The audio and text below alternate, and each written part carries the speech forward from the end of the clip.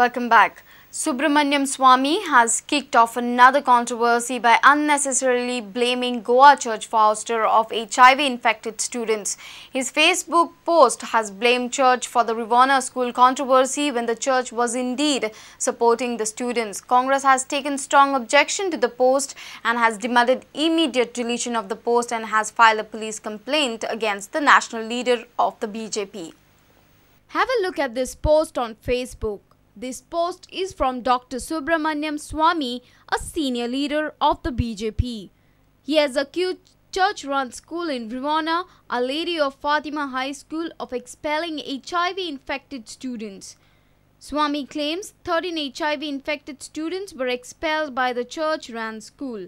Swamy further states, "Shame on such schools and those parents who think their children will get affected by HIV if they study with the HIV-positive children or will be spoiled if they study with orphans."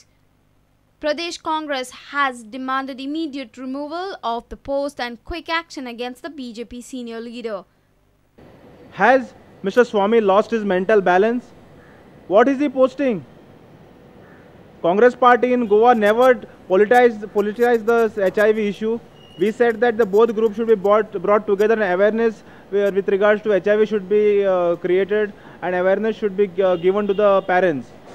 But this post of Mr. Subramanian Swamy has brought shame to the entire country because he has used an image and posted it on the Facebook and people have shared it across the globe.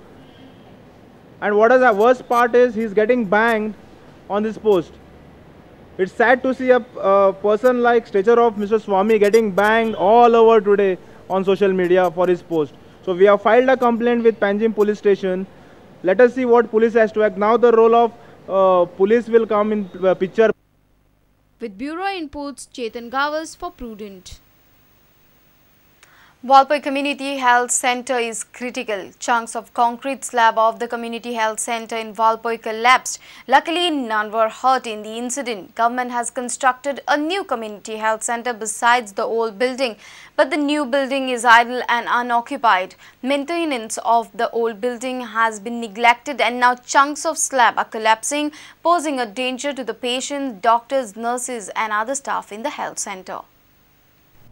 Community Health Centre at Valpoi is in a dilapidated state. Chunks of the building are collapsing. Looks like the building is not maintained since long. On Friday, chunks of concrete slab collapsed. Luckily, none were hurt in the incident. Around 300 patients visit the old Community Health Centre daily. There are 6 doctors and 9 nurses serving in the hospital. A new building for health centre has been constructed besides this old Community Health Centre. The new building was ready in February 2014, but even after 5 months of the inauguration, it's not operational. Neither patients nor equipments have been shifted in the new building yet. The new building is idle as the building is left unoccupied. Meanwhile, there is no sitting arrangement in the health centre for those who visit the centre with the patients. New building is ready, however, is idle and unoccupied. Dinesh Karpe from Valpoi for Prudent. The centre has approached the Apex Court seeking its direction to transfer all cases relating to mine license cancellation that are pending in various high courts. A bench headed by Chief Justice R.M. Lodha has issued notices to all the companies which have filed petitions in the high courts. The Supreme Court has sought response from the corporates. The centre on Friday sought to transfer all cases relating to mining license cancellation. Agreeing to hear the centre's plea, a bench headed by Chief Justice R.M. Lodha issued notices to all the mining companies which have filed petitions in the High Courts. Supreme Court has sought responses from corporates like Ispat Alloys Limited, JWS Energy Limited, Bhushan Power and Steel Limited, Sainik Mining and Allied Services Limited, Ultratech Cement Limited, Jharkhand State Mineral Development Corporation, Jaiswal Neco Industries Limited and Bihar Sponge Iron Limited. These corporates are being asked to respond with regard to transfer petition filed by the centre. Meanwhile, the verdict on Goa miners' plea on renewal of 28 stamp duty paid mining leases is awaited from the High Court. The state has contended that the miners can move Supreme Court to seek a direction on renewal of such leases. State is expected to declare its draft mining policy in upcoming assembly session set to begin from Tuesday. Bureau Report, Prudent. Goa government has decided to extend mining package scheme to the mining affected people who have lost their jobs post mining ban and for the truck and tipper owners. Scheme for truck and tipper owners has been extended up to 30th September and for job losers it has been extended up to 31st December 2014. Government has already spent 90 crores on this scheme. Much to the relief of mining dependents, Goa government has decided to extend its packages for job losers and truck and tipper owners. Government in its official gazette has notified to extend umbrella scheme for mining affected impacted relief scheme up to 31st December 2014.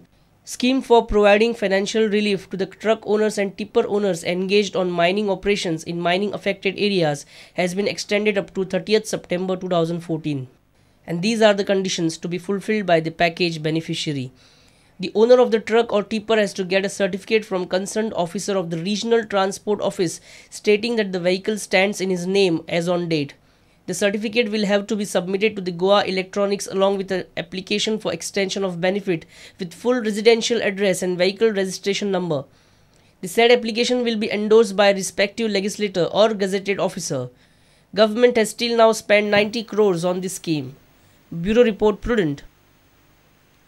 Let's take a short break. Stay tuned.